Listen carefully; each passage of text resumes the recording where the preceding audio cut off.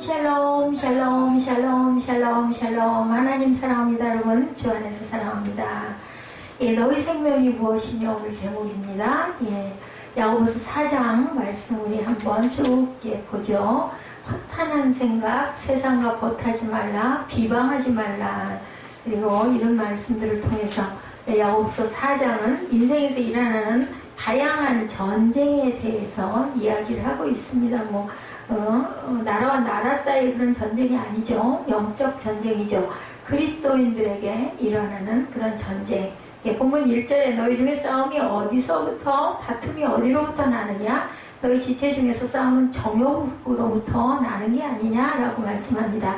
마음의 욕심이 교회 안에서 싸움을 만들어낸다라고 야고보서 3장 14절과 16절에 쭉 나타나는데 14절에서 16절 사이를 보죠. 3장. 그러나 너희 마음속에 독한 시기와 다툼이 있으면 자랑하지 말라. 진리를 거슬러 거짓말하지 말라. 이러한 지혜는 어디로부터? 위로부터 내려온 게 아니고 땅 위의 것이고 정욕의 것이고 귀신의 것이다. 시기와 다툼이 있는 곳에 혼란과 모든 악한 일이 있음이니라. 아멘. 그죠? 이런 마음의 모든 욕심, 이 모든 것들이 어디에서 나온 것이라고? 땅에 있는 것들이라고 얘기합니다. 독한 시기와 다툼이 있으면 그런 거 가지고 너희들 잘났다고 자랑하지 말라는 얘기죠.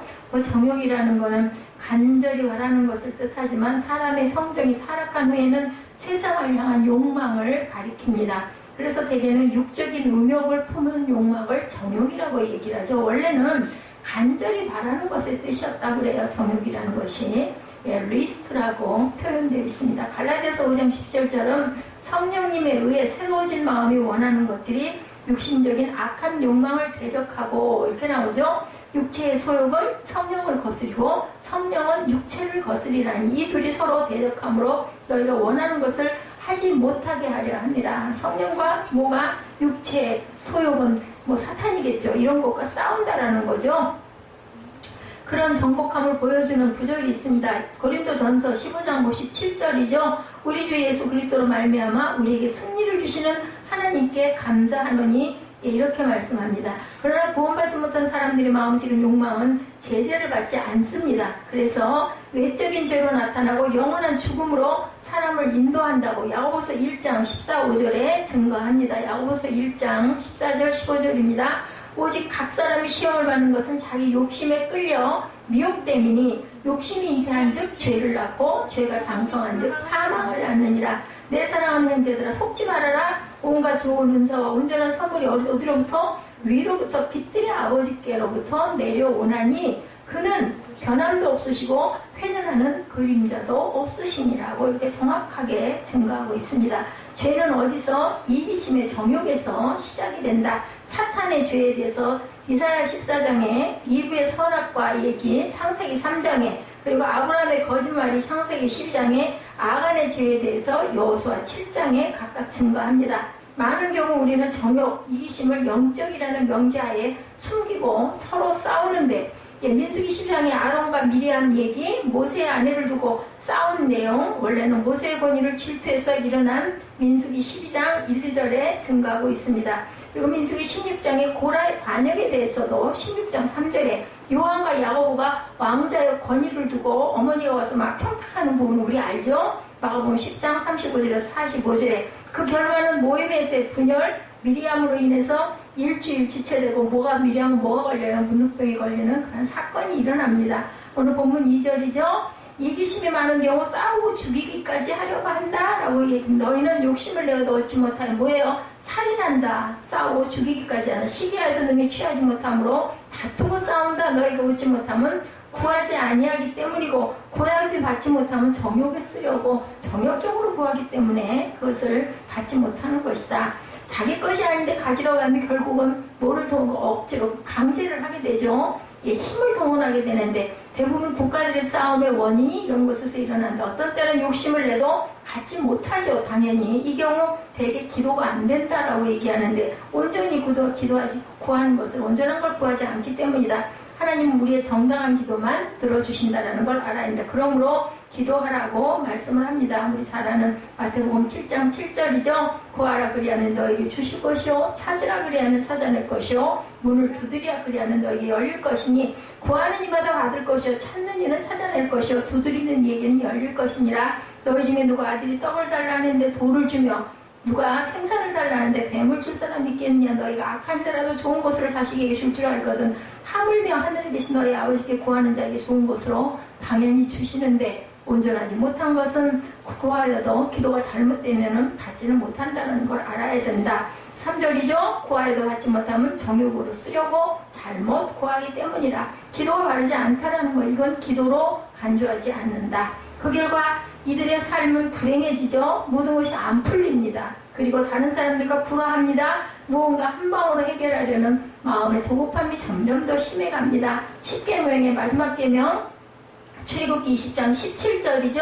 탐내지 말라고, 우상 숭배하지 말라고 말씀하죠. 골로새서 3장 5절에도 나타나 있습니다. 골로새서 3장 5절 보죠. 그러므로 땅에 있는 지체를 죽이라. 곧 음란과 부정과 사욕과 악한 정욕과 탐심이니 탐심은 우상 숭배니라. 이렇게 말씀을 합니다. 출애굽기 20장 17절에 내 이웃의 집을 탐내지 말라. 내 이웃의 아내나 그의 남종이나 그의 여종이나 그의 소나 그의 낙이나 물은 내 이웃의 소유를 탐내지 말라고 10계명 마지막 말씀이죠. 20장 17절 말씀입니다. 골로새서 3장 5절에서 그러므로 땅에 있는 지체를 죽이라. 음란과 부정과 사욕과 악한 정욕과 탐심이니 탐심은 곧 우상 숭배다. 그렇죠? 뭔가를 막 그걸 너무 좋아하고, 그죠? 그걸 너무 갖고 싶어하고 이런 건 결국은 우상이 된다. 좋아하는 것도 적당히 좋아해야 되죠. 뭐만 끝도 없이 좋아해요. 성령을 구하는 것, 성령의 하나님의 그 믿음을 욕심내는 것은 아무 상관이 없습니다. 모든 것을 기도 탓으로 돌리지 말라는 거죠. 안 되면 하나님을 원망하고 그리스도인은 지성과 감정과 의지가 골고루 잘 조화를 이루어야 된다. 오늘 4절입니다. 가늠한 여인들아 세상과 벗된 것이 하나님과 원수됨을 알지 못하느냐 하고 말씀을 하죠. 4절에 그런즉 누구든지 세상과 벗되고자 하는 자는 스스로 하나님과 원수되는 것이라고 말씀을 합니다. 하나님과의 전쟁, 하나님이 싫어하는 것을 좋아하면 하나님과 전쟁을 대적하는 거라는 거죠. 죄는 율법을 권하는 것이라고 요한1서 3장 4절에 증거합니다. 하나님께 반역하는 것이다. 요한1서 3장 4절입니다. 죄를 짓는 자마다 불법을 행하느니 죄는 불법이다. 간단하게 말씀하죠. 세상은 하나님과의 반대라는 것을 꼭 알아야 된다. 요한1서 2장 15절에서 17절 말씀입니다. 이 세상이나 세상에 있는 것들을 사랑하지 말라. 누구든지 세상을 사랑하면 아버지의 사랑이 그 안에 있지 아니하니 이는 세상에 있는 모든 것이 육신의 정욕과 안목의 정욕과 이생의 자랑이니 다 아버지께로부터 온 것이 아니요 세상으로부터 온 것이라. 이 세상도 정욕도 지나가도 오직 하나님의 뜻을 행하는 자는 영원히 거하느니라. 세상과 친구가 되는 것은 세상의 풍조대로 살려가는 것이죠. 로마서 12장 2절입니다. 너희는 이 세대를 본받지 말고 오직 마음을 새롭게 함으로 변화를 받아 하나님의 선하시고 기뻐하시고 온전하신 뜻이 무엇인지 분별하라고 말씀을 합니다. 이런 사람을 고린도전서 3장 11절에서 15절에는 뭐라고 말씀하시나? 이 닦아준 것 외에 능히 다른 터를 닦아줄 자가 없으니 이 터는 곧 예수 그리스도시라. 만일 누구든지 금이나 은이나 보석이나 나무나 풀이나 집으로 이 터 위에 세우면 각 사람의 공적이 나타날 터인데 그날이 공적을 밝히린 이는 불로 나타나고 그 불이 각 사람의 공적이 어떠한 것을 시험할 것입니다. 만일 누구든지 그 위에 세운 공적이 그대로 있으면 상을 받고 누구든지 그 공적이 불타면 해를 받으리니 그러나 자신은 구원을 받되 불 가운데서 받는다라고 말씀을 합니다. 구원을 받기는 받는데 엄청 고통을 받으면서 받는 것이다. 세상과 친구는 간음하는 것, 배우자 아닌 사람과 음행하는 것, 구약 이스라엘의 하나님 안에 신약교회 그리스도의 신부 정원한 상태를 얘기하고 있습니다. 고린도후서 11장 2절에 내가 하나님의 열심으로 너희를 위하여 열심을 내노니 내가 너희를 정결한 처녀로 한 남편인 그리스도께 드리려고 중매함이라고 이렇게 말씀을 합니다. 그러나 나는 뱀이 그 간계로 하와를 미혹한 것이 너희 마음이 그리스도를 향하는 진실함과 깨끗함에서 떠나 부패할까 두려워한다. 만일 누가 가서 우리가 전파하지 아니한 다른 예수를 전파하거나 혹은 너희가 받지 아니한 다른 영을 받게 되거나 혹은 너희가 받지 아니한 다른 복음을 받게 될 때는 너희가 잘 용납하는구나 이렇게 말씀합니다. 예레미야 에스겔 호세아 등을 보면 하나님 백성의 간음 행위를 하는 것에 대해서 지적하죠. 심지어 성도도 하나님을 대적하는 삶을 살 수도 있다라고 디모데 후서 4장 10절에 데마가 어디로 갔어요? 세상으로 가죠. 데마는 이 세상을 사랑하여 누구를 버리고 나를 버리고 데살로니가로 갔고 그레스게는 갈라디아로 디도는 달마디아로 갔다라고 이렇게 말씀을 합니다. 5절 여기의 영은 사람의 영이에요. 오늘 본문 5절입니다. 너희는 하나님이 우리 속에 거하신 성령이 시기하기까지 사모한다 하신 말씀을 헛된 줄로 생각하느냐라고 말씀을 합니다. 여기의 영은 사람의 영인데 야고보서 4장 5절에 너희는 하나님이 우리 속에 거하게 하신 성령이 시기하기까지 사모한다 하신 말씀이 헛된 줄로 생각하는 영이 시기하기까지 욕심을 부린다는 게 창세기 6장 5절에 말씀합니다. 심지어 성도들도 그럼에도 하나님께서 은혜를 베푸시는데 오직 겸손한 자들에게 베푸신다고 그러죠. 잠언 3장 34절에 진실로 그는 거만한 자를 비웃으시며 겸손한 자에게 은혜를 베푸신다. 절대로 거만해서는 안 됩니다. 그리고 그러나 더욱 큰 일을 6절이죠. 주시나니 그러므로 일렀을 때 하나님이 교만한 자를 물리치시고 겸손한 자에게를 은혜를 주신다 하였느니라. 교만, 마음이 우월감을 품고 언제나 자기 중심이 되기를 바라는 것이 바로 교만이다. 누가복음 14장 11절에 무릇 자기를 높이는 자는 낮아지고 자기를 낮추는 자는 높아지리라. 구약은 특별히 하나님을 두려워하는 일이 최고의 덕이고 교만이 최대의 죄라는 사실을 강조해서 가르치고 있습니다. 왜냐하면 교만은 하나님께 속한 권리를 자기 것으로 취해내는 것이기 때문에 잠언 8장 13절입니다.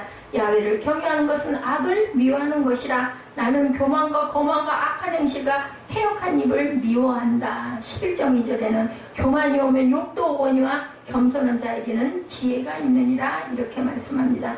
하나님은 교만한 자를 낮추신다는 거죠. 이러한 믿음은 마리아의 찬양에도 나타나 있습니다. 예수님은 누구든지 자기를 높이는 자는 낮아진다고 마태복음 23장 12절에 증거하죠. 베드로도 하나님의 교만한 자를 대적하신다고 베드로전서 5장 5절에도 말씀합니다. 구약의 대언자들은 모두 다 교만한 자들은 하나님께서 낮추신다라고 계속 말씀하고 계신다라는 것을 우리가 알아야 합니다. 개인의 교만뿐만이 아니라 민족의 교만, 특히 이스라엘 민족의 교만을 지적하고 회개를 촉구하죠. 바울은 그리스도 사람들의 교만을 보았습니다. 고린도전서 1장 19절에서 21절로 보면 기록된 바 내가 지혜 있는 자들의 지혜를 멸하고 총명한 자들의 총명을 폐하리라 하였으니 지혜 있는 자가 어디 있느냐? 선비가 어디 있느냐? 이 세대의 변론가가 어디 있느냐? 하나님께서 이 세상의 지혜를 미련하게 하신 것이 아니냐? 하나님의 지혜에 있어서는 이 사람이 자기 지혜로 하나님을 알지 못함으로 하나님께서 전도에 미련한 것으로 믿는 자를 구원하시기를 기뻐하셨도다. 우리 전도할 땐 미련한 짓 하고 있는 것 같지 않아요? 가끔 가다 보면은 그냥 말 태도 듣기도 싫어하고 고개 외면하고 도망가고 하는데 끝까지 그거를 예수 믿으세요. 참 미련한 것 같잖아요. 알아서 믿을 것이지 뭘 그걸 그렇게까지 난리를 치기야. 이러면 우리 마음에 듭니다. 미련해 보이지만 하나님은 그것을 기뻐하신다. 동시에 유대인들 특유의 교만을 내가 보았다. 로마서 2장 17절에서 20절입니다.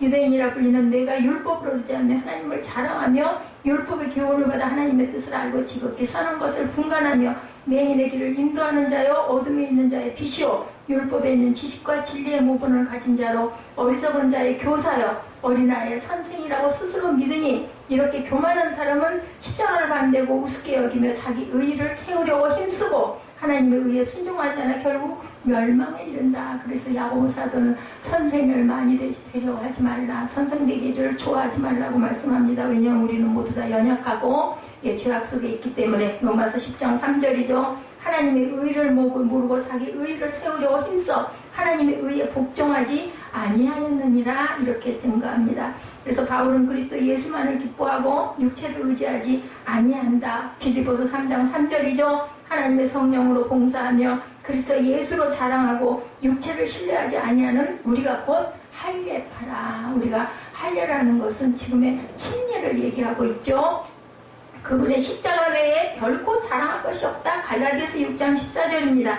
그러나 내게는 우리 주 예수 그리스도의 십자가 외에 결코 자랑할 것이 없으니 그 그리스도로 말미암아 세상이 나를 대하여 십자가에 못 박히고 내가 또 세상을 대하여 그러하니라. 교만하면 하나님을 의지하지 않고 자신의 능력이나 소유를 의지하죠. 스스로 자기의 장래를 결정하는 것으로 착각하다가 그만 낭패를 당합니다. 그렇죠. 예, 내가 무슨 세상을 어떻게 할 것이다. 나는 장래에 뭐가 될 것이다. 이것이 자기 자랑으로 자기 힘으로 된다고 생각하는 것은 결국은 나중에는 낭패를 당한다. 야고보서 4장 13절에 들으라. 너희 중에 말하기를 오늘이나 내일이나 우리가 어떤 도시에 가서 거기서 1년을 머물며 장사하여 2억을 벌이라 하는 자들아, 내일 일을 너희가 알지 못하는도다. 너희 생명이 무엇이냐. 너희는 잠깐 보이다 없어지는 안개니라. 본문이죠. 15절. 너희가 도리어 말하기를 주의 뜻이면 우리가 살기도 하고 이것이나 저것을 하리라 할 것이거늘 이제도 너희가 허탄한 자랑을 하니 그러한 자랑은 다 악한 것이라. 그러므로 사람이 선을 행할 줄 알고도 행하지 아니하면 죄니라. 선을 행할 줄 알고도 안 하면 죄라는 거죠. 그러므로 패망 앞에 교만이 있다. 우리 잘 아는 잠언 16장 18절이죠. 교만은 패망의 선봉이요 거만한 마음은 넘어짐의 앞잡이니라. 우리가 아주 많이 이 부분을 강조하는 그런 성경 구절입니다. 자랑하는 자는 자기를 낮추고 주님을 자랑해야 된다. 바울사도가 고린도전서 1장 31절에 기록된 바 자랑하는 자는 주 안에서 자랑하라 함과 같게 하려 함이라. 마귀의 죄, 다윗의 죄, 초신자, 목사들, 디모데전서 3장 6절에는 초신자가 목사가 되지 말라는 거죠. 새로 입교한 자도 말지니 교만하여져서 마귀를 정죄하는 그 정죄에 빠질까 하니라. 예, 너무 믿음이, 그 말씀이 연조가 깊지 않은 사람이 이렇게 죄종이 되거나 사역자가 되면 결국은 교만하여져서 그 정죄에 빠져버린다. 너무 뿌리가 없이 그냥 어떤 그 순간적인 그런 마음으로 나도 뭐가 좀 배울까 이런 마음으로 그런 분들은 안 계시겠지만 너무 초신자들은 조심해야 된다는 거예요. 그래서 정욕이 싸움을 만든다고 야고보서 4장에 오늘 말씀에 말씀합니다. 우리는 욕심을 내는 존재들이다 라고 말씀하죠. 욕심을 내는 존재들이라. 예. 그래서 그런즉 7절에 너희는 하나님께 복종할지어다 마귀를 대적하라. 그리하면 너희가 피하리라. 예, 그 졸병이 장군 형세에서는 안 되겠죠. 군대에서는 마귀를 대적하라. 마귀에게 절대로 틈을 두지 말라. 에베소서 4장 27절에 마귀에게 틈을 두지 말라고 합니다. 다윗과 바세바 사건 우리가 너무 잘 알죠. 다윗의 병사 계수하는 것이 바로 마귀의 틈을 탔다라고 이렇게 말씀이 역대상 21장 1절에 나타납니다. 그를 밀어내야 된다. 뭐를? 마귀를. 예, 다윗 같은 사람도 마귀는 수시로 들어옵니다. 8절에 적극적으로 하나님께 가까이 너희가 나아가라. 하나님을 가까이 하라. 그리하면 너희를 가까이 하시리라. 죄인들아 손을 깨끗이 하라. 두 마음을 품은 자들아 마음을 성결하게 하라. 교만을 벗어내려면 하나님께 복종해야 된다. 교만을 벗어나려면 우리는 방법이 없다. 하나님께 복종하는 것밖에 없다라는 거죠.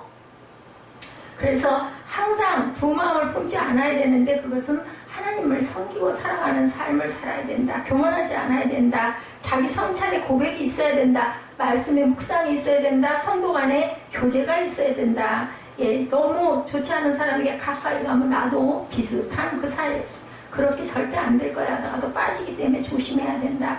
예, 보면 롯의 얘기 너무 잘 알죠? 창세기 13장 7절에서 13절에 어떻게 해요? 아브라함의 가축의 목자와 롯의 가축의 목자가 서로 다투고 또 가나안 사람과 브리스 사람도 그 땅에 거주하다 보니까 롯이 아브라함을 떠난 후에 야훼께서 아브라함에게 이르시되 너를 들어 너희 있는 곳에서 북쪽과 남쪽 그리고 동쪽과 서쪽을 바라보라. 보이는 땅을 내가 너와 내 자손에게 주리라. 그것을 영원히 이르리라 라고 말씀을 합니다. 그리고 롯은 지가 먼저 소돔과 고모라 땅 선택해가지고 가서 타락해서 결국은 불의 심판을 받게 되는 사건이 나타나 있죠. 9절에 보니 오늘 본문이죠. 슬퍼하며 애통하며 울지어다. 너희 웃음을 애통으로 너희 즐거움을 근심으로 바꿀지어다 라고 이렇게 말씀합니다. 비참한 삶을 살라는 게 아니고 죄를 경휼히 여기면 큰 코 다친다라는 그런 뜻이다. 죄는 중대한 문제입니다. 그러므로 죄에 관한 한 애통하는 마음을 우리가 반드시 가져야 된다. 10절에는 겸손하라고 말씀합니다. 우리 10절이죠. 주 앞에서 낮추라. 그러면 주께서 너희를 높이시리라 라고 말씀하죠. 시편 75편 5절에서 7절의 내용을 봅니다. 너희 뿔을 높이 들지 말며 교만한 목으로 말하지 말지어다. 물은 높이는 일이 동쪽에서나 서쪽에서 말미암지 아니하며 남쪽에서도 말미암지 아니하고 오직 재판장이신 하나님이 이를 낮추시고 저를 높이시라고 증거합니다. 베드로전서 5장 5절에서 9절에도 설명합니다. 자기를 높이려고 애쓰지 말라. 비참해진다. 베드로전서 5장 5절에 젊은 자들아 이와 같이 장로들에게 순종하고 다 서로 겸손으로 허리를 동이라. 하나님은 교만한 자를 대적하시되 겸손한 자들에게는 은혜를 주시느니라. 그러므로 하나님의 능하신 손 아래에 겸손하라. 때가 나면 너희를 높이시리라. 예, 너희 염려를 누구에게 주께 맡기라. 이는 그가 너희를 돌보심이라. 근신하라. 깨어라. 너희 대적 마귀가 우는 사자같이 두루다니며 산길자를 찾나니 너희는 믿음을 굳건하게 하여 그를 대적하라. 이는 세상에 있는 너희 형제들도 동일한 고난을 당하는 줄 알미라고 증거합니다. 오늘 보면 12, 13절에 성도들 간에 비방이 있다라고 말씀하죠. 12, 13절입니다. 입법자와 재판관은 오직 한 분이시니 능히 구원하기도 하시며 멸하기도 하시느니라. 너는 누구 위에 이웃을 판단하느냐. 들으라. 너희 중에 말하기를 오늘이나 내일이나 우리가 어떤 도시에 가서 거기서 1년을 머물며 장사하여 이익을 보리라 하는 자들아, 내일 일을 너희가 알지 못하는도다. 너희 생명이 무엇이냐. 너희는 잠깐 보이다가 없어지는 안개니라고 말씀을 합니다. 이렇게 안개처럼 그냥 없어지는 너희들이 뭘 그걸 가지고 서로를 탓을 하고 비방을 하고 그 결정권은 누가? 하나님께서 하시는데 네가 재판관이냐, 네가 입법자냐라고 오죽하며 말씀합니다. 우리는 주 안에서 다 형제이기 때문에 교만이나 야망이나 이기심이나 신이나 악의 그 악한 양심 등을 비방하지 말아야 된다. 예, 그것은 하나님이 하시죠. 성도들 간의 허물거지를 덮어주는 일이 필요하다. 베드로전서 4장 8절에 무엇보다 뜨겁게 사랑할지니 사랑은 허다한 죄를 덮는다라고 얘기하죠. 잠언 31장 26절에 입을 열어 지혜를 베풀며 그의 해로 인애의 법을 말하며 죄를 지었으면 개인적으로 가서 먼저 알려주라. 마태복음 18장 15절에 내 형제가 죄를 범하거든 가서 너와 그 사람과만 상대하여 권고하라. 만일 들으면 내가 내 형제를 얻은 것이요, 만일 듣지 않거든 한두 사람을 데리고 가서 두세 증인의 입으로 말마다 확증하게 하라. 만일 그들의 말도 듣지 않거든 교회의 말하고 교회의 말도 듣지 않거든 이방인과 세리와 같이 여기라. 예, 가서 권면하고 그것을 그렇게 해서 만약에 말을 들으면 형제가 되는 거고, 듣지 않거든 또 사람을 더 데리고 가서 그 사람들에게 더 같이 권면하고 그 말도 듣지 않거든 교회에게 말하고 교회 말도 듣지 않거든 그들을 이방인이다 세리다 이렇게 여기라. 그러니까 두세 번 권면하라는 거죠. 진실로 너에게 이르노니 무엇이든지 너희가 땅에서 내면 하늘에서도 내릴 것이요 무엇인지 땅에서 풀면 하늘에서도 풀리리라. 19절입니다. 진실로 다시 너에게 이르노니 너희 중에 두 사람이 땅에서 합심하여 무엇이든지 구하면 하늘에 계신 내 아버지께서 그들을 위하여 이루게 하시리라고 마태복음 18장 15절에서 19절까지 이렇게 증거합니다. 우리는 권면해야 되고 그리고 또 권면해야 되고, 그래도 안 들으면 장로님을 모시고 가서도 권면하고, 그래도 안 들으면 그때는 그는 이방인이다 세리다 이렇게 여기라는 거죠. 그래서 땅에서는 무엇이든지 매면 그대로 매일 것이고 무엇이든지 풀면 풀릴 것이다. 갈라디아서 6장 1절에 형제들아 사람이 만일 무슨 범죄에 하는 일이 드러나거든 신령한 너희는 온유한 심령으로 그러한 자를 바로잡고 너 자신을 살펴보아 너도 시험을 받을까라. 두려워해야 한다는 얘기죠. 너희가 짐을 서로 지라. 그리하여 그리스도의 법을 성취한다라고 말씀합니다. 비방과 이런 다른 판단을 구별할 줄 알아야 된다. 빌립보서 1장 9절에서 10절입니다. 내가 기도하노라. 너희 사랑을 지식과 모든 총명으로 점점 더 풍성하게 하사 너희로 지극히 선한 것을 분별하며 진실하여 허물 없이 그리스도의 날까지 이루고 이렇게 말씀을 합니다. 그리고 판단도 필요하다. 고린도전서 5장 11절입니다. 이제 내가 너희에게 쓴 것은 만일 어떤 형제가 일컫는 자가 음행하거나 탐욕을 부리거나 우상숭배를 하거나 모욕하거나 술 취하거나 속에 빼앗거든 사귀지도 말고 그런 자는 함께 먹지도 말라 함이라. 고린도전서 6장 9절에 불의한 자가 하나님의 나라를 유혹으로 받지 못할 줄을 알지 못하느냐. 미혹을 받지 말라. 음행하는 자나 우상숭배하는 자나 간음하는 자나 탐색하는 자나 남색하는 자나 도둑이나 탐욕을 부리는 자나 술 취하는 자나 모욕하는 자나 속여 빼앗는 자들은 하나님의 나라를 유혹으로 받지 못한다. 그러나 비방하지는 말라는 거예요. 비방하면 율법을 판단하는 자가 되기 때문에 하나님께서는 하나님처럼 재판해서는 안 된다. 사람의 모든 본기를 파악하는 일은 불가능하다. 그러므로 늘 자기 자신을 먼저 점검하고 남을 판단하려는 자세가 필요하다고 마태복음 7장 1절에서 5절까지 말씀합니다. 비판을 받지 아니하거든 하려거든 비판하지 말라.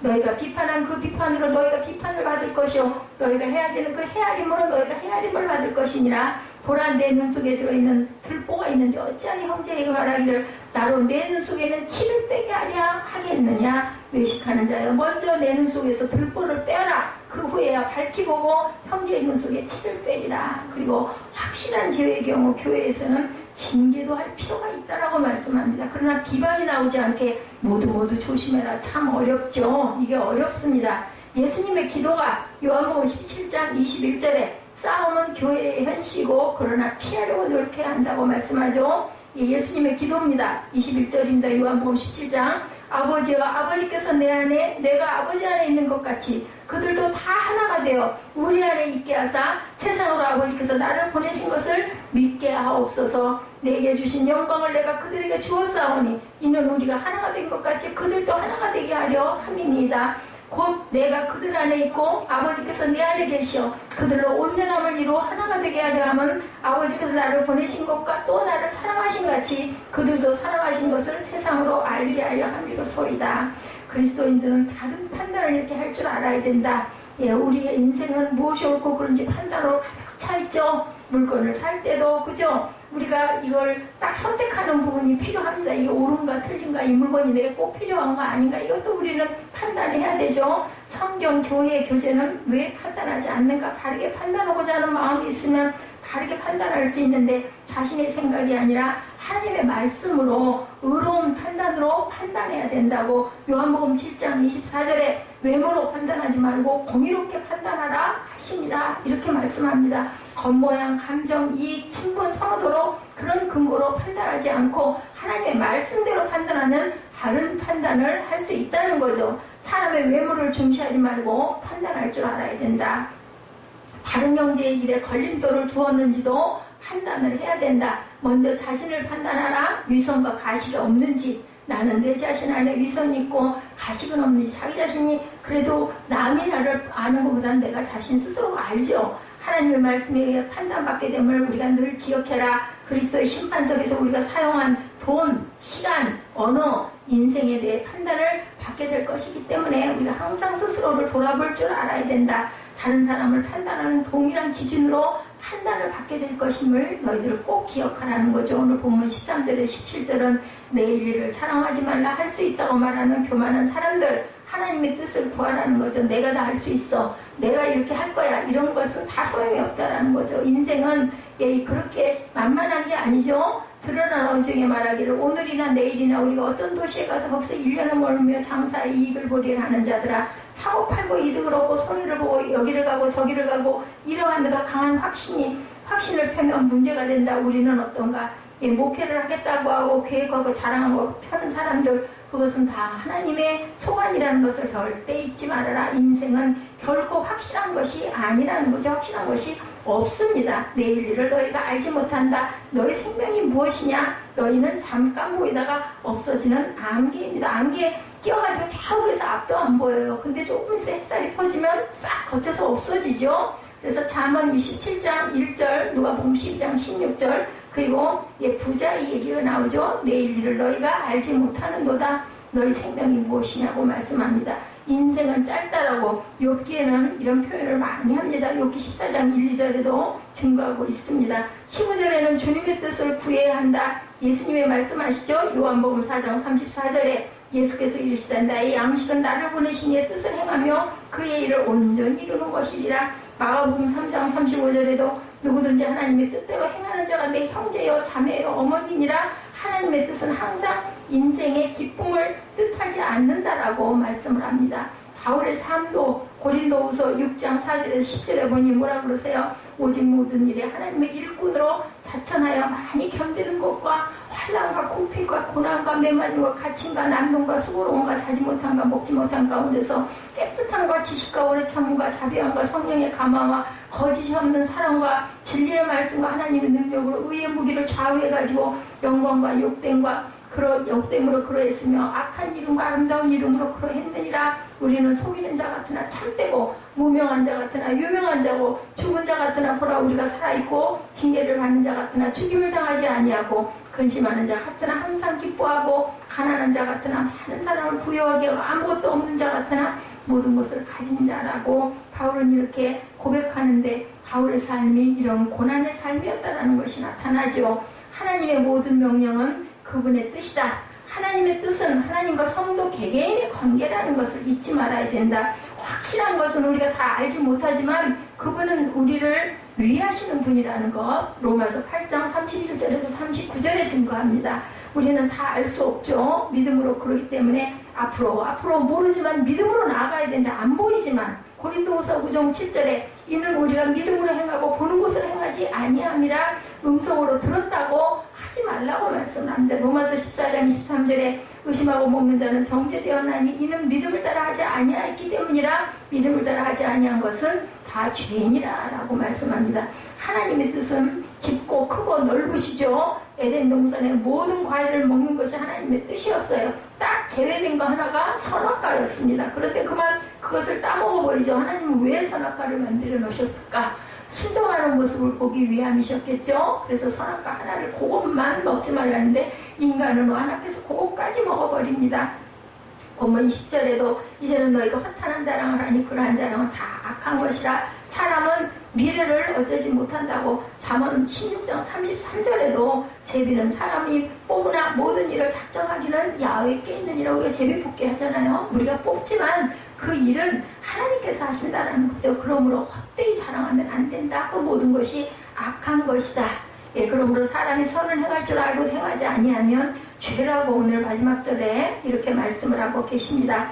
예, 행하지 아니하면 죄입니다. 그러한 이유는 교만하기 때문이라는 겁니다. 알고도 순종하지 아니하면 징계가 온다. 히브리서 12장 5절에서 11절입니다. 또 아들들에게 권하는 것까지 너에게 권면하신 말씀도 잊었도다. 일렀을 내 아들아 주의 경계하심을 징계하심을 경히 여기지 말며 그에게 꾸지람을 받을 때에 낙심하지 말라. 주께서 그 사랑하시는 자를 징계하시고 그가 받아들이시는 아들마다 채찍질하심이라 하였으니 너희가 참으면 징계를 받기 위함이라. 하나님의 아들과 같이 너희를 대우하시나니 어찌 아버지가 징계하지 않는 아들이 있으리요. 그죠? 우리가 포기했다 그러면 말 안 해요. 그죠? 어떻게 하든지 말든지 내버려 둬버리지. 근데 참 안 되는 건 자녀는 그렇게 되지 않는 것 같습니다. 1000번을 생각을 하고 내가 냅둘 거야. 내 마음대로 되는 것도 아니고 아유 나도 몰라. 그런데도 또 그게 사랑인 것 같아요. 또한 보상을 잃어버린다고 고린도전서 9장 24절에 17절에 운동장에서 다름질하는 자들이 다 달릴지라도 오직 상을 받을 사람은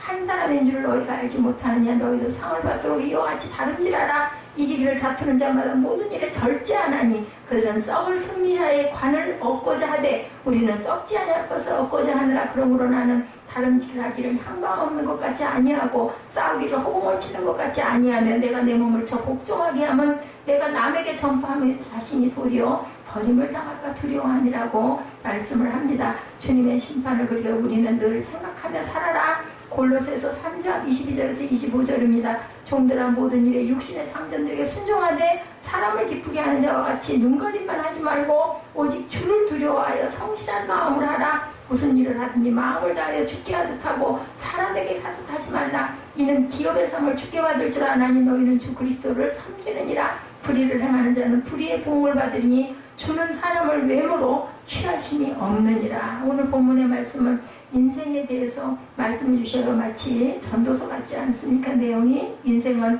사람이 이 세상을 사랑하는 일이고 인생이에요. 인생 사람 인자죠. 예, 그리고 날생자입니다. 살아있는 기간을 말합니다. 오늘 본문 말씀에서 내일을 너희가 알지 못한다라고 14절에 말씀을 합니다. 인생은 안개라고 말씀합니다. 성경 다른 곳에서는 모든 육체는 풀과 같고 그 모든 영광이 풀의 꽃과 같다라고 하죠. 베드로전서 1장 24절에 대전 내 날이 연기같이 소멸하면 내 뼈가 냉관같이 탔나이다라고 시편 102편 3절에도 증거합니다. 내 날이 기울어지는 그림자 같고 내가 풀의 쇠자랑 같다라고 시편 102편 11절에도 증거합니다. 우리는 이제부터 있었을 뿐이라 지식이 망매하는 세상에 있는 날이 그림자와 같다. 욥기 8장 9절입니다. 욥도 고난을 통해서 세상에 있는 것, 이 모든 것들이 그림자 같다라는 생각을 한 거죠. 부한 형제는 자기의 낮아짐을 자랑할지니 이는 풀의 꽃과 같이 지나간다. 해가 돋고 뜨거운 바람이 불어 풀을 말리오면 꽃이 떨어져 그 모양이 아름다움이 없어지니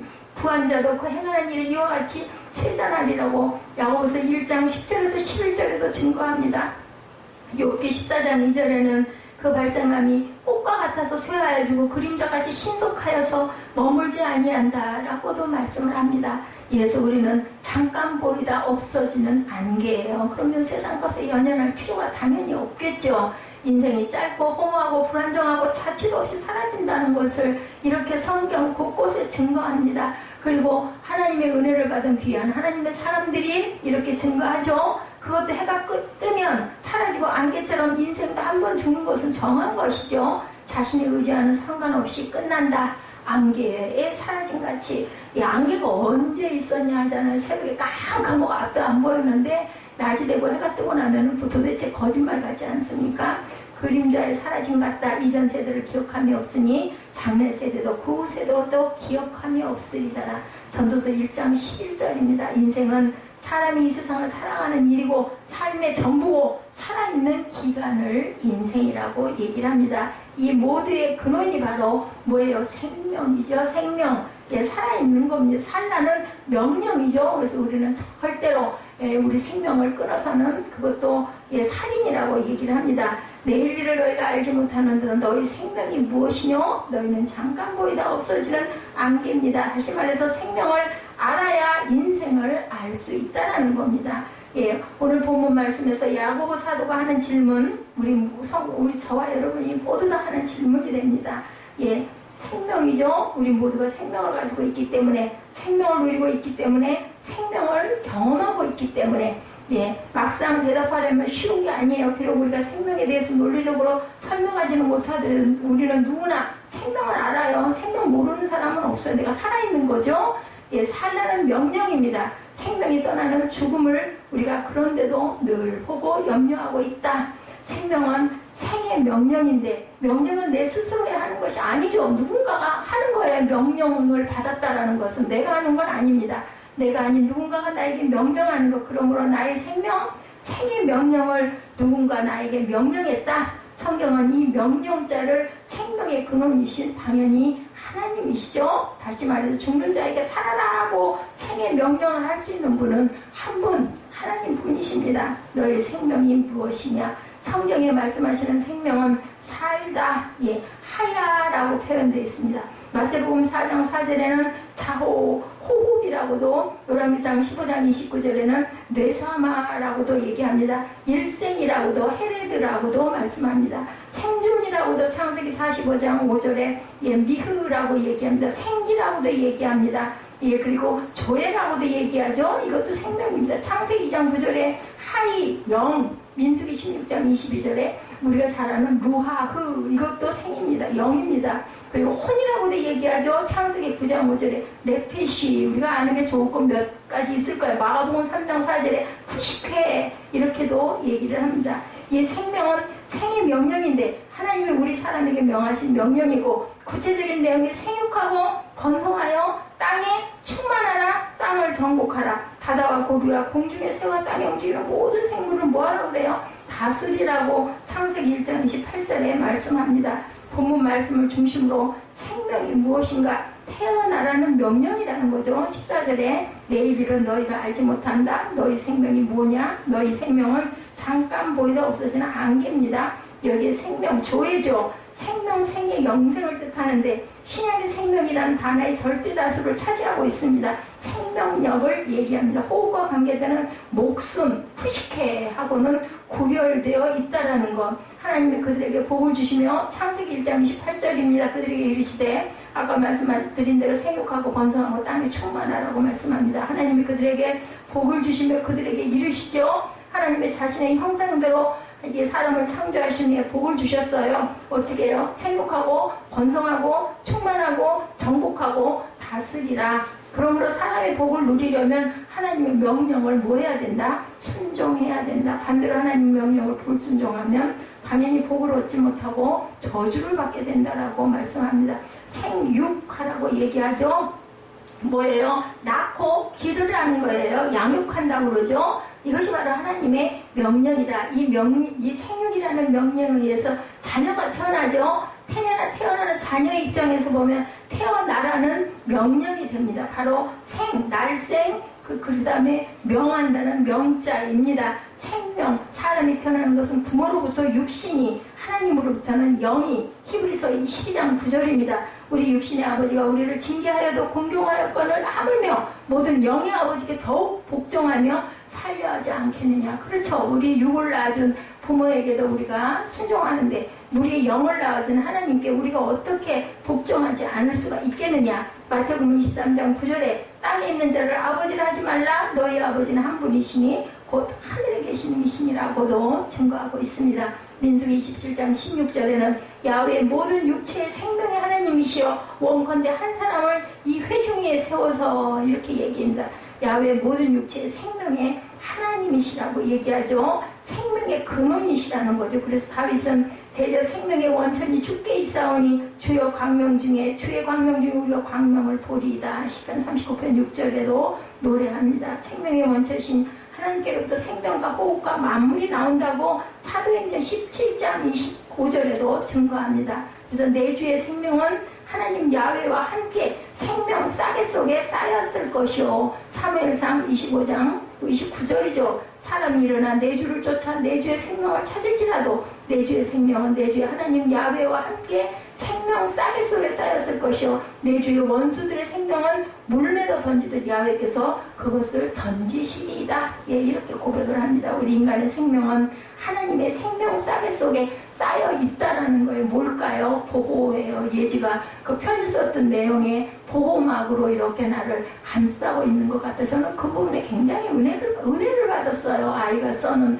편지에. 그래서 정말 얘가 하나님을 아는구나 라고 이렇게 생각을 했습니다. 하나님은 아시겠죠. 다시 말해서 사람의 생명은 하나님의 보호를 받고 하나님의 손에 달려있다라는 겁니다. 바로 인명은 뭐라 그래요? 우리나라 옛 말씀에 제천이라고 하죠. 하나님께서 내셨다라는 거예요. 사실은 사람의 생명뿐만 아니라 참새 한 마리의 생명도 하나님의 손에 달려있다고 마태복음 10장 29절에 증거하죠. 참새 2마리가 한 아사리온에 팔리지 않느냐. 그러나 너희 아버지께서 허락하지 아니하시면 그 하나도 땅에 떨어지지 아니하리라. 참새도 그렇습니다. 그런데 하물며 저와 여러분의 생명일까 보냐인 거죠. 예, 생명의 시작은 태어나라는 명령으로 시작이 되고 이 세상 어느 누구도 생명의 근원이신 하나님과 무관하게 자유로 태어난 사람은 없어요. 내가 태어나고 싶다고 태어난 사람은 아무도 없어요. 부모를 통해서 태어납니다. 그래서 반항기에는 누가 낳아달라고 그랬어? 누가 세상에 나를 낳아달라고 그래서 이런 소리를 많이 하죠. 우리 철없는 아이들이.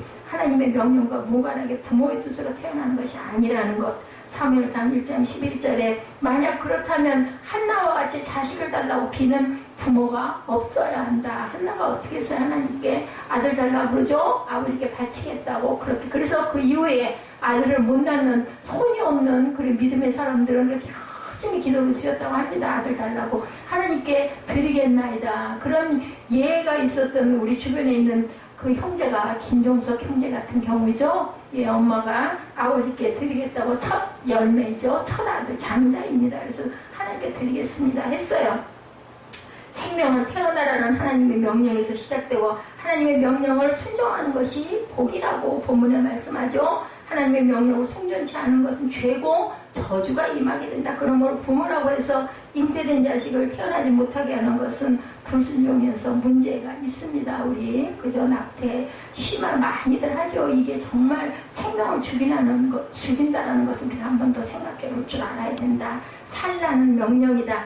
너희 생명은 살라는 명령이라는 거 절대 잊지 말고 참새 한 마리도 하나님께서는 그냥 내주지도 않고 그냥 죽이지 않는다는 것. 하나님의 흙으로 사람을 지으시고 생기를 코에 불어넣으시니 사람이 생명이 됐다라고 창세기 2장 7절에 말씀합니다. 생명은 살아있는 영이라고 고린도전서 15장 45절에도 기록된 바 첫사람 아담은 생명이 되었다 한 것 같이 마지막 아담은 살려주는 영이 되었다. 반대로 그렇죠. 사람은 흙으로 지은 몸과 코에 불어넣으신 영혼으로 되어 있는데 몸과 영혼이 하나 되었을 때 살아있는 존재가 되었다. 곧 생명을 가졌다라는 거죠. 살아있다라는 겁니다. 이 몸과 영혼이 서로 분리될 때 곧 몸에서 영혼이 떠날 때 생명이 끝나게 된다고 사도행전 5장 5절과 10절에 죽는 거라고 표현하고 있습니다.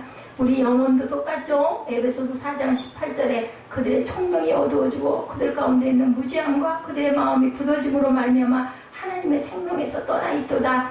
예, 우리의 영혼이 하나님의 생명에서 떠나 있으면 죽는 것이라고 에베소서 4장 18절에 증거합니다. 그래서 결국은 어떻게 돼요? 영벌과 영생으로 나뉘게 된다라는 것. 예, 마태복음 25장 46절에 그들은 영벌에 의인들은 영생에 들어가리라 하시니라. 창세기 2장 17절에 선악을 알게 하는 나무의 실과는 먹지 말라. 내가 먹는 날에는 정령 죽으리라. 근데 죽질 않았어요. 안 죽었는데 뭐 죽었죠. 영이 죽고 하나님과 단절되어 있는 상태가 죽는 것입니다. 삶과 죽음은 우리의 몸과 영혼이 결합되는 것이 몸의 삶이고 분리되는 것은 몸의 죽음인데 우리 영혼이 생명의 근원 되신 하나님의 생명에 붙어 있는 것이 살아있는 거고 떨어져 있는 것은 죽은 거예요. 내가 먹는 날에는 정령 죽으리라. 너는 어떻게 해요? 흙이니 흙으로 돌아갈지니라. 몸과 영혼의 분리가 선언되죠. 하나님의 명령을 불순종하는 것이 죄고 죄의 값은 사망 곧 죽음이 온다고 예 말씀하죠. 로마서 6장 23절에 내가 먹는 날에는 정령 죽으리라. 이 죽음은 우리가 일반적으로 생각하는 몸의 죽음으로 영혼의 죽음으로 끝나지 않고 궁극적인 죽음이다. 요한복음 17장 12절에 내가 그들과 함께 있을 때 내게 주신 아버지의 이름으로 그들을 보존하고 지켰나이다. 그 중에 하나도 멸망하지 않고 다만 멸망의 자식뿐이오니 이는 성경을 응하게 하려 하니라. 이렇게 말씀합니다. 이렇게 멸망을 할 수밖에 없는 아담과 후손에게 영생의 길을 누구로 인하여? 요한복음 3장 16절이죠. 예, 하나님이 세상을 이처럼 사랑하사 독생자를 주셨으니 그를 믿는 자마다 멸망치 않고 영생을 얻음이라고 말씀합니다.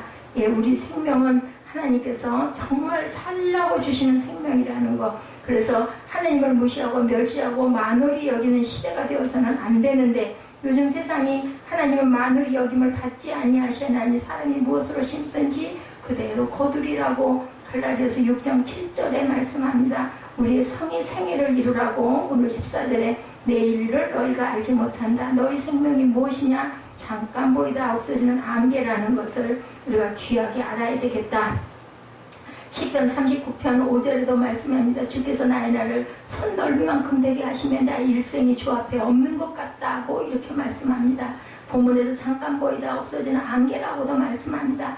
예, 생애는 단순히 한평생 기간만이 아니라 그 속에 한 일, 그가 이룬 업적도 포함되어 있다는 것. 한 사람의 생애는 생애 기간보다는 한 일의 무게가 있다는 것을 우리가 절대 잊어버리지 말고 하나님의 명령을 귀하게 지켜가야 되겠죠. 그리고 공력을 쌓아야 되는데 사람 따라 금이나 은이나 보석이나 나무나 풀이나 집으로 나타난다고 고린도전서 3장 12절에 말씀하죠. 불로 그 공력을 밝힐 터인데 불타지 않고 그대로 있으면 상을 받고 불타면 해를 받는데 예, 구원을 받기는 받는데 어떻게 해요? 불 속에서 구원을 받는다고 합니다. 이래서는 안 되겠죠. 하나님을 사랑하고 이웃을 사랑하는 삶을 살아라. 마태복음 22장 37절에 예수께서 이르시되 내 마음을 다하고 목숨을 다하고 뜻을 다하여 주의 하나님을 사랑하라 하셨으니 이것이 크고 첫째 되는 계명이요 둘째도 그와 같으니 내 이웃을 내 자신과 같이 사랑하라 하셨으니 이 두 계명이 온 율법과 선지자의 강령이라고 합니다. 그래서 죽도록 충성하는 삶에 있다라고 계시록 2장 10절에 우리가 늘 같이 함께 합독하는 말씀이죠. 너희 장차받은 고난을 두려워하지 말라. 볼지어다 마귀가 장차 너희 가운데서 몇 사람을 오게 던져 시험을 받게 하리니 너희가 10일 동안 환난을 받으리라. 내가 죽도록 충성하라. 그리하면 내가 생명의 물관을 내게 주리라고 말씀합니다. 생애를 이루라는 하나님의 명령에 우리가 온전하게 순종하고 좁은 길과 넓은 길 속에 우리가 어떻게 가요? 마태복음 7장 13, 14절이죠. 의인의 길과 악인의 길이 펼쳐져 있다라고 시편 1장 6절에도 말씀합니다. 어느 길을 가야 불타 없어지지 않을 공력을 이룰 수 있을지 우리가 생각할 줄 아는 저와 여러분 되시기를 주님의 이름으로 축복합니다. 마지막 구절이죠. 이러므로 사람이 선을 행할 줄 알고도 행치 아니하면 죄라는 말씀을 합니다. 선을 행하는 것은 야고보사들은 주의 뜻이면 우리가 살기도 하고 이것저것을 하리라. 본문 15절에 다시 말해서 하나님의 뜻을 따라 이것저것을 행하는 거죠. 반대로 죄는 하나님의 뜻을 따라 이것저것을 하지 않는 것이라는 것. 내일 일을 알지 못하는 인생이 오늘 내일 장사하여 돈을 벌자 하는 거죠. 그 번 돈으로 남보다 더 나음을 자랑하는 일은 다 악한 것이라고 오늘 보면 16절에도 말합니다. 하나님 앞에서 절대적 가치를 버리고 사람 앞에서 상대적 가치를 추구하는 생애는 악하고 죄라는 것을 우리가 깨달아 알고 잠깐 보이다 없어지는 안개의 삶을 부러워할 필요가 없고 우리의 목적은 하나님의 인생들에게 주신 생명의 이유와 목적은 영원히 영생하는 복을 받는 그러한 새하늘과 새 땅, 그 천국을 바라보는 마음에 있다라고 오늘 말씀에 야고보서 4장 전체의 말씀입니다. 깊이 생각하시고 살라는 명령에 순종하시고 그리고 하나님께서 하지 말라는 것을 행하지 않고 세상 것을 바라보고 부러워하지 않는 영생의 생명을 온전하게 누리시는 저와 여러분 되시기를 주님의 이름으로 축복합니다.